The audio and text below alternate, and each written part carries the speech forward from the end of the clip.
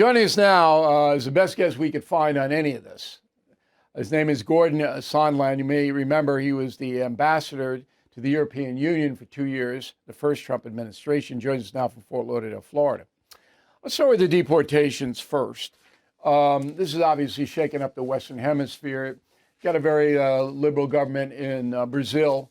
They're rattling cages. I think the capitulation in Colombia sends a big message to everybody. How do you see it? Well, let me pivot to more of a macro issue, which is I think President Trump has changed the transition playbook forever for every president, regardless of party. And, there was a lot of consternation as to why he wasn't signing on to the normal transition process.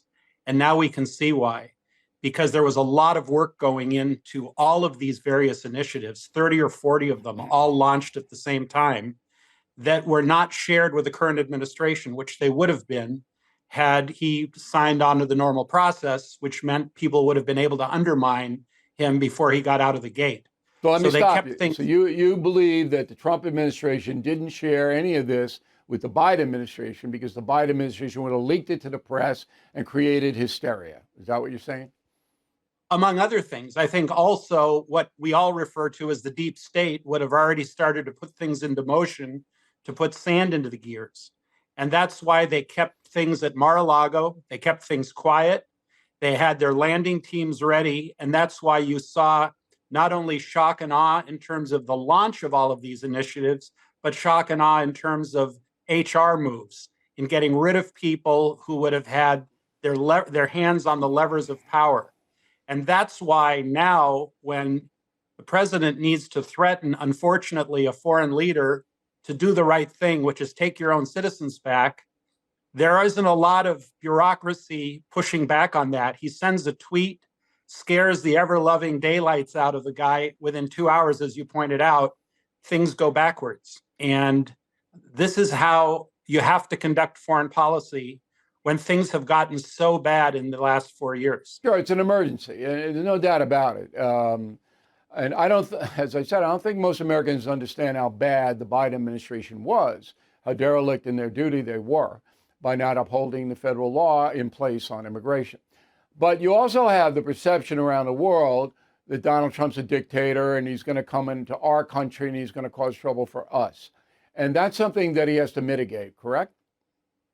Well, he has to mitigate it, but when you peel back the layer of the onion, Bill, we didn't go into Colombia and start a fight.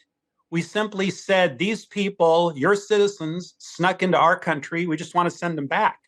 And it's the president of Colombia that started the fight. Now, just imagine for a moment that we sneak into Colombia. You're going to wind up in a Colombian jail. You're not going home on a presidential aircraft. And I mean, as I pointed out, the phony excuse that they're in handcuffs and that's some kind of human rights violation. And these are the worst of the worst.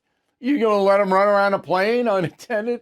I mean, it's ridiculous. I get a kick out of the fact that every time I go to Mexico on vacation or as a tourist, I'm going to a very, usually very high-end resort in one of Mexico's nicer places.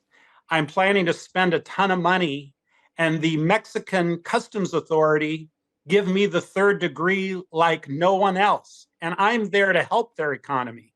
And yet, on the other hand, people want us to be tolerant of someone simply sneaking across the border. So hypocrisy has its finest hour. With all due respect, Mr. Ambassador, you shouldn't go to Mexico. I'm never going there again because they're an enemy to America. They hurt us and they kill people here and they won't do anything about it. So no Mexico for me. And the Caribbean's got a lot of lovely resorts and a lot of good countries down there.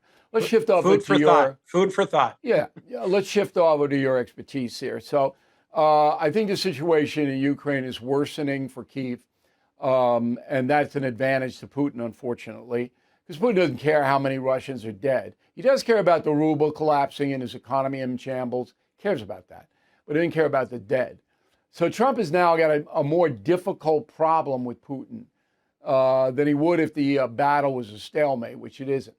And Trump knows that. He actually said that to me. He said, Russia's winning. I said, I know they're winning, but you have to make it painful for them to win.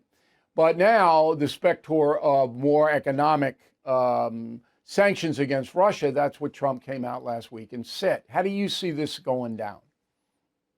I actually think Putin is going to regret doing what he did for the simple reason that if he winds up at Donald Trump's pleasure by retaining any amount of Ukraine that he was able to take since the invasion, and I don't know if that's going to be the case or not, but let's assume that it is, the payment he's going to have to make for that is a structure that guarantees Ukraine ironclad security. If that's short of joining NATO, it'll be some kind of a NATO compact umbrella, but the deal will be very simply, okay, you get X, Y, and Z, you never get another inch, and if you take one more inch in the future, all bets are off, and we go toe-to-toe immediately with the United States and NATO all in with Ukraine. All So right, you're but do you locked. think- do you It's think all that- over. When is that deal? Are they going to go to Iceland and meet? Do you have any scenario that might happen in the next month or so? I think it's going to happen very quickly because I think President Trump believes it's his personal duty to stop the bloodshed. He sort of promised No, it. absolutely. That's one of his big signature items, Yeah. to try to get something there. And then he might get the Nobel Peace Prize if he does at least nominate it. All right, so that's all conjecture. We can just guess at that. Greenland. So this is another thing. I wrote a message of the day on BillO'Reilly.com where I was making fun of the Gulf of Mexico being the Gulf of America now. And Greenland, they're going to change the name to Maracoldo because it's, but there is the lithium, and that's what this is all about. Because China has the lithium market worldwide to make the machines, and the United States want the world dependent on China. And so we need the lithium there. But instead of negotiating a deal, which you could do, I think you could probably do it in a week with the Danes. He goes, we might take it over. Is that the right way to do it? Well, look, if you speak fluent Trump speak, what you realize is he's taking what is a very complicated deal and putting it in words that everyone can understand. He doesn't mean it literally. When he says we're going to buy Greenland, it doesn't mean he's going to write a check and they're going to hand us a deed to Greenland. What it really means is we're going to get in bed with Greenland more than we've ever been in terms of military. I know that, and you know that, but the folks in Europe the average don't person know. doesn't understand that. They don't know. And the Danes are running around. I mean, it's certainly that's the first thing that's awakened them since November. So cold over there. But I think it also shows me that Mette Frederiksen does not know how to manage Trump the way Giorgia Meloni of Italy knows how to manage him. Whatever it may be, Americans don't care. We just don't want conflict. I think that'll work it out. I think they'll work out something economically, right? Oh, they're already talking. Yeah, Okay. Absolutely. That's what I think. Panama's the same thing. That guy down there is going to give Trump what he wants, but Trump goes in and says, hey, we're going to take it. And so I don't know if I actually had a conversation with the president long about this. I said, you don't have to humiliate the guy. He's going to do what you want. But it seems like Donald Trump wants to create that chaos. He feels it's easier to get a deal out of that once he creates this hysteria. Am I wrong? Well, there's something else going on here as well.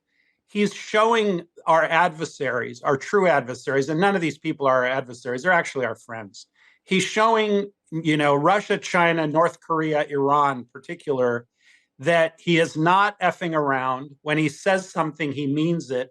And he plans to take immediate action. He is a check your watch, not your calendar kind of president. And that's what we've needed for the last 4 years. Okay. I understand the messaging, but anyway, final thing. You were based in Brussels as the EU ambassador, correct? Yes. The Belgians have been one of the worst offenders in not paying for NATO defense, right? The Belgians are very careful people. Let's put it that way. What is their justification for not paying the 2%? You must have spoken to them about it. Because they can get away with it. We haven't pressed them. So it's the big middle finger from Brussels to Washington, D.C.? That's what it is? I don't even think it's a middle finger. The country is broke. That country is really broke. Why is Belgium broke? It's a little Benelux country. What do they got? 4 million people there. Why is it broke? Because they have a huge social safety net and very little income because everyone's fleeing their tax policy. That's why they're broke. All right, so they're all bailing out of there because you can't make any money, and so they don't have any money, and they won't put the collective defense. But Trump's not going to get the 5% commitment from NATO. I don't think he's going to get that. Do you? Well, look, this is my theory. Do we have an extra minute? Yeah, sure. My theory is this. If hypothetically we said, look, we've been with you guys in Europe for the last 80 years. We've helped you. We've paid. We've had our blood, treasure, people. You're kind of on your own now. We'll take on the big stuff in China. You're going to have to defend yourselves. We're going to pull everything out, including our money and so on and so forth. All of these countries that we admire, where you're walking down the street and watching people sit in the brasseries, in the middle of the day, writing in their journals instead of working, these countries would have to spend 10%, 11%, 12% of their GDP on defense in order to make up for us.